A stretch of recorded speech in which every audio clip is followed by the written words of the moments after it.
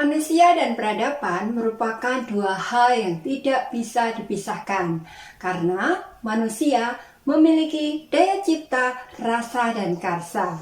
Melalui daya cipta, rasa, dan karsa itu, selanjutnya akan menimbulkan perkembangan pengetahuan dari suatu budaya. Nah, berangkat dari kenyataan itulah kebudayaan mengalami kemajuan sehingga disebut sebagai peradaban.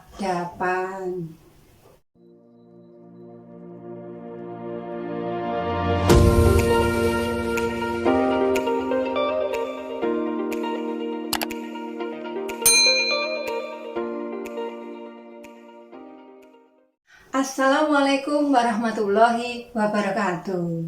Melalui kesempatan kali ini, kita akan mengkaji tentang manusia dan peradaban. Berbicara manusia dan peradaban, seperti yang di prolog saya katakan, merupakan suatu hal yang tidak bisa dipisahkan. Karena mengingat posisi manusia mempunyai kapasitas kemampuan diri berupa daya cipta, rasa, dan karsanya. Nah, melalui pembahasan kali ini, tepatnya yaitu manusia dan peradaban, kita akan mengkaji 3 topik besar atau 3 kajian pokok dalam manusia dan peradaban. Di antaranya yaitu yang pertama, pengertian peradaban. Dan yang kedua, manusia sebagai makhluk yang beradab dan sekaligus masyarakat yang beradab. Dan yang ketiga yaitu dinamika peradaban. Langsung ke pointer yang pertama, yaitu hakikat peradaban. Istilah peradaban sejatinya sering kita gunakan untuk menunjukkan pendapat kita dan penilaian kita tentang perkembangan kebudayaan. Ya, seperti itu. Sedangkan peradaban itu sendiri berasal dari kata adab yang memiliki arti kesopanan, kehormatan, dan budi pekerti yang luhur, serta memiliki etika. Nah, manusia yang beradab merupakan manusia yang mempunyai akhlak mulia, mempunyai kesopanan, mempunyai etika, bahasa yang luhur, budi pekerti yang luhur. Ya, seperti itu. Sebaliknya, manusia yang tidak beradab berarti lawan daripada manusia beradab, yaitu manusia biadab. Nah, berbicara peradaban ini sejatinya ada beberapa aspek terkait di saat kita mengkaji tentang adab itu sendiri. Di antaranya yaitu kaitannya dengan moral. Itu yang pertama. Yang kedua, kaitannya dengan norma. Yang ketiga itu kaitannya dengan etika. Dan yang keempat itu kaitannya dengan estetika. Kita kaji satu persatu kaitan adab dengan beberapa norma atau nilai yang saya sebutkan tadi. Yang pertama adalah moral. Moral itu merupakan nilai-nilai yang ada di dalam masyarakat yang mempunyai keterkaitan erat dengan kesusilaan, ya. Jadi seperti itu. Nah, selanjutnya apa itu norma? Norma merupakan aturan, ukuran, atau pedoman untuk mengetahui tentang sesuatu mana yang baik dan mana yang buruk. Itu norma. Selanjutnya kita juga mengenal istilah etika.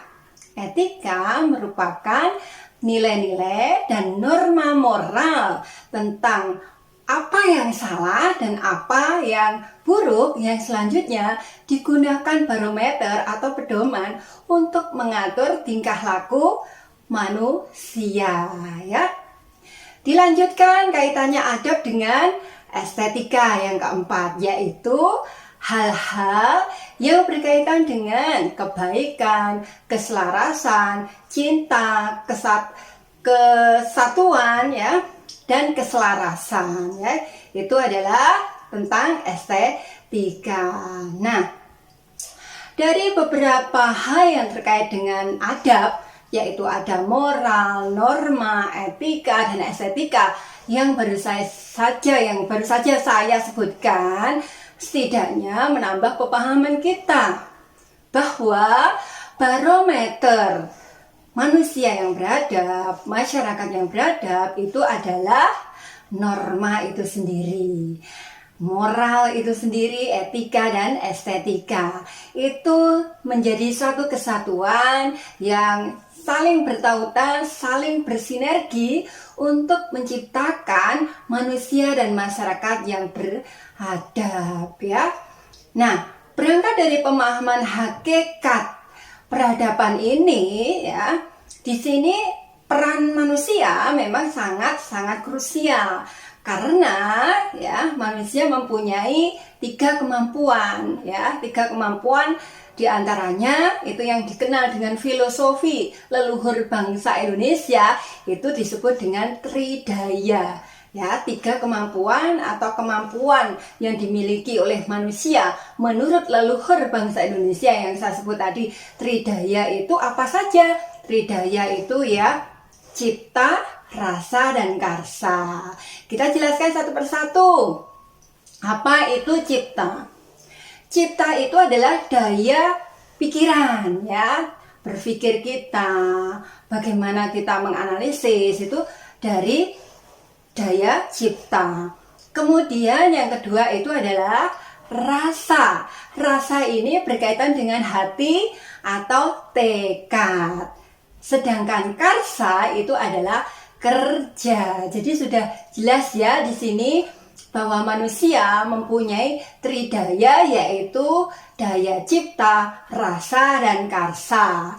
Nah, fungsi dan tujuannya apa? Manusia memiliki tridaya ini, ya fungsinya adalah untuk mempertahankan kehidupan kita sebagai manusia.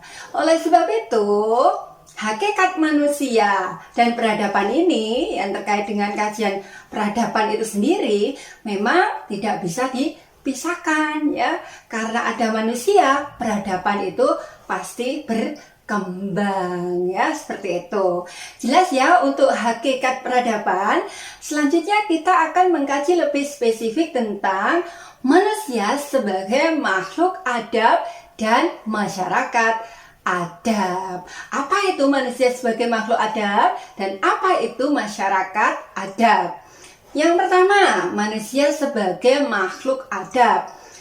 Manusia sebagai makhluk adab sudah jelas tentu mengindahkan nilai-nilai peradaban yang ada di dalam kehidupan kita manusia. Karena ini posisinya kita manusia adab, berarti manusia yang memang dari awal kita dibekali akal, pikiran, dan karsa, tentunya wajib adanya untuk mengindahkan nilai-nilai, norma-norma, moral-moral, dan estetika yang memang semestinya perlu kita indahkan dalam kehidupan bersama sebagai makhluk individu. Ingat, perdamaian itu ada, keselarasan itu ada, keseimbangan itu ada ketika kita menghadirkan diri kita sebagai makhluk yang beradab, artinya menjunjung tinggi kesopanan, menjunjung tinggi budi bahasa, menjunjung tinggi etika, dan berbudi luhur, berbahasa luhur, ya, seperti itu. Intinya kita sebagai manusia adab tentunya mencerminkan norma-norma yang diperlakukan, ya, di dalam kehidupan bermasyarakat yang tentunya kita mulai dari diri kita sebagai manusia, ya. Di situ posisinya manusia sebagai makhluk adab. Selanjutnya, manusia sebagai masyarakat adab. Nah, manusia sebagai masyarakat adab ini hadir dari mana posisinya? Dari posisi yang pertama, yaitu kita sebagai manusia adab. Masyarakat adab tidak mungkin terbentuk ketika kita secara manusia, secara individu tidak beradab. Jadi manusianya dulu mengindahkan keadaban, baru kita memberikan kontribusi terhadap kehidupan kita bermasyarakat, sehingga kita lebih menguatkan kehidupan manusia sebagai masyarakat adab. Jadi tingkatannya lebih tinggi posisi kita sebagai manusia adab. Setelah manusia adab, posisi kita menambah kontribusi kehidupan kita manusia sebagai masyarakat adab. Ya. Artinya di sini lebih menekankan kejelasan untuk peserta. Kalau manusia sebagai masyarakat adab di sini, istilah lainnya begini, bisa menyeimbangkan atau bisa mengkombinasikan mana kepentingan pribadi dan mana kepentingan umum. Nah, ini yang bahasa lain dari manusia sebagai masyarakat adab, biar peserta lebih lebih mudah memahaminya ya. Jelas ya di sini. Manusia sebagai masyarakat adab berarti bisa mengkombinasikan atau menyeimbangkan kepentingan individu dan kepentingan umum. Artinya, di mana posisi kita sebagai masyarakat ya atau individu di tengah masyarakat, selama kita mampu menyeimbangkan kepentingan pribadi dan kepentingan umum di sini bisa terjalankan dengan seimbang, disitulah peran sejatinya kita sebagai manusia sekaligus masyarakat adab ya, seperti itu. Nah, tentunya yang tidak kalah pentingnya yang mempunyai peran andil utama yaitu manusia sebagai makhluk adab. Kalau manusia secara individu bisa menunjukkan sifat-sifat, sikap-sikap yang beradab, berarti dalam kehidupan bermasyarakat tentu akan memberikan kontribusi yang baik di dalam kehidupan berbangsa maupun bermasyarakat serta bernegara. Kata kuncinya seperti itu ya. Sehingga harapannya manusia sebagai makhluk adab dan manusia sebagai masyarakat adab ini bisa berjalan berkesinambungan, sehingga logis adanya seperti di awal saya katakan, barometer untuk menciptakan suatu peradaban di sini adalah norma itu sendiri.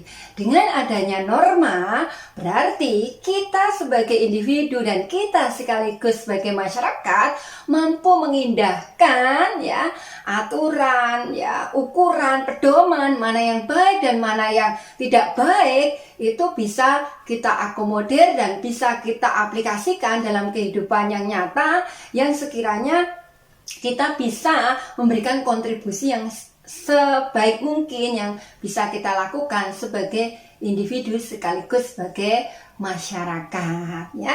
Karena apa ya? Karena kita tahu kalau yang buruk tidak perlu dijalankan. Oh, ini yang baik, itu adalah barometer norma. Sehingga norma ini sangat penting. Meskipun seperti yang saya katakan tadi bahwa hal-hal yang berkaitan adab itu berkaitan dengan moral, terus kemudian etika dan estetika, tetapi di sini barometer yang tidak kalah pentingnya itu adalah norma ya, seperti itu. Nah, apa hubungannya manusia sebagai makhluk adab dan manusia sebagai masyarakat adab? Tentu hubungannya sangat berkaitan erat satu dengan yang lainnya.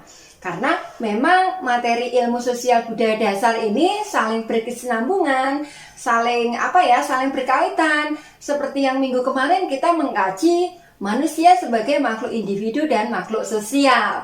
Nah, di sini kita kuatkan dari segi adab kita sebagai individu ya, sekaligus sebagai masyarakat. Ya, semoga peserta yang di sana tidak bingung ya dengan materi yang saya sampaikan di pointer yang kedua, yaitu manusia sebagai makhluk adab dan manusia sebagai masyarakat adab. Artinya saling berkesinambungan, sehingga yang kita mulai adalah diri kita sebagai manusia harus menciptakan keadaban, dan kita sebagai makhluk yang beradab bisa memberikan kontribusi yang sebaik mungkin yang bisa kita lakukan ketika posisi kita berperan sebagai manusia di tengah masyarakat yang beradab.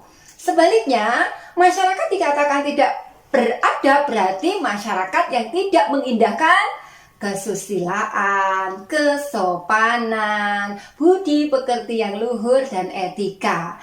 Jadi lawan daripada kebaikan itu adalah tindakan yang berseberangan dengan adab, yaitu biadab, ya, seperti itu. Sehingga di sini saya pikir bukan sesuatu yang asing ya, karena memang kita sebagai bangsa Indonesia banyak nilai-nilai luhur, banyak filosofi luhur yang memang dari awal kita diajari dengan hal-hal yang berkaitan mengindahkan norma itu sendiri. Langsung next pointer yang ketiga, kajian kita adalah dinamika peradaban. Nah, ketika kita bicara peradaban, yang seperti yang saya katakan di awal, bahwa peradaban itu tidak statis, artinya peradaban itu ada tahapannya, ada wujudnya. Ketika peradaban kita katakan sebagai sesuatu yang melalui tahapan dan ada perwujudannya, maka dapat dikatakan bahwa peradaban itu mampu berevolusi atau berubah sesuai dengan perkembangan zaman. Nah, peradaban ini bisa berubah dan berkembang, ya. Ini dari mana? Karena perkembangan ilmu pengetahuan. Pengetahuan itu sendiri akan mempengaruhi proses kemajuan suatu kebudayaan, ya. Nah, mengingat peradaban ini mengalami dinamika atau perubahan, ya, tentu di sini bukan hal yang asing lagi di tengah kita. Misalnya kita ambil contoh tentang adanya globalisasi saat ini, atau kita kenal dengan era industri 4.0. Banyaknya atau derasnya kemajuan teknologi dan informasi sehingga banyak menggeser kehidupan sosial manusia, ya. Peradaban berubah karena pengetahuan akhirnya menggeser perubahan kehidupan sosial kita sebagai manusia, ya. Kalau dulu misalnya proses penjualan melalui offline. Nah, sekarang ini di era digital sudah beralih kepada proses penjualan atau bisnis online, ya, seperti itu. Proses pembelajaran mulai online, penjualan online. Ini salah satu bentuk bahwa, ya, peradaban itu menunjukkan suatu perubahan dari kemajuan kebudayaan itu yang secara tidak langsung mempengaruhi kehidupan sosial manusia. Nah, persoalannya adalah apakah setiap perubahan yang terjadi itu mempengaruhi dampak secara positif dan negatif? Ya, jelas membawa dampak. Nah, mengingat dampak di sini ada unsur positif dan negatif, oleh sebab itu kita sebagai individu sekaligus sebagai masyarakat, dengan dihadirkannya konsep peradaban ini, kita bangsa Indonesia, ya, selaku individu dan masyarakat harus benar-benar bisa berpikir kritis dan terbuka. Artinya berpikir kritis dan terbuka terhadap globalisasi, era industri 4.0 ini tentunya melalui sikap yang bisa kita aplikasikan dalam kehidupan sehari-hari dengan tetap mengindahkan tridaya atau daya kemampuan kita sebagai manusia melalui daya cipta, rasa, dan karsa. Karena apa? Karena kita sebagai makhluk Tuhan Yang Maha Esa dibekali suatu kelebihan yang berbeda dengan makhluk yang lainnya. Perbedaan yang paling menonjol ya di tridaya itu mempunyai pemikiran, mempunyai rasa, dan memiliki karsa, ya. Itu beda. Nah, oleh sebab itu kita manusia harus bisa memproteksi diri dengan 3 kemampuan itu, ya, tridaya itu tadi, supaya kita bisa mewujudkan atau membuktikan bahwa kita manusia yang memang manusia yang beradab, begitu, dengan dibekali akal atau cipta, ya, kemudian dari rasa dan karsa kita. Kalau kita tidak menjunjung tridaya di dalam mengembangkan atau mempertahankan kehidupan kita, ya kita manusia, terus apa bedanya kita dengan makhluk yang lainnya ya? Manusia diciptakan sebagai makhluk yang paling mulia di permukaan bumi ini, sehingga sudah semestinya patut untuk menjunjung tinggi peradaban itu sendiri ya. Peradaban meskipun sejatinya merupakan hasil cipta rasa dan karsa, namun bukan berarti posisi kita malah memutarbalikkan kepada hal-hal yang sekiranya bisa mengancam diri kita sebagai manusia. Nah, setelah kita memahami manusia dan peradaban ini, setidaknya besar harapan di antara kita tentunya kita mampu menciptakan segala kehidupan melalui keinginan-keinginan kita ini, tentunya dengan tetap menjunjung tinggi nilai-nilai keadaban. Melalui sikap kita dengan menjunjung tinggi nilai-nilai keadaban, besar kemungkinan kita akan bisa terhindar dari dampak-dampak buruk adanya peradaban yang cepat atau lambat tidak bisa kita hindari, pasti akan mendatangi kehidupan kita manusia ya. Jadi peradaban tidak bisa terelakkan, pasti cepat atau lambat perubahan itu pasti ada. Setiap zaman mempunyai cara, setiap cara punya zaman tersendiri. Sementara kajian kita tentang manusia dan peradaban seperti itu dari saya. Semoga sedikit banyak memberikan bantuan referensi terhadap peserta sehingga kita bisa memperkuat jati diri kita menjadi pribadi yang lebih beradab dan lebih bisa mengindahkan norma-norma yang berlaku di tengah kehidupan kita sebagai makhluk individu, masyarakat sekaligus bernegara kita. Semoga memberikan manfaat dan sampai ketemu di video selanjutnya. Wassalamualaikum warahmatullahi wabarakatuh.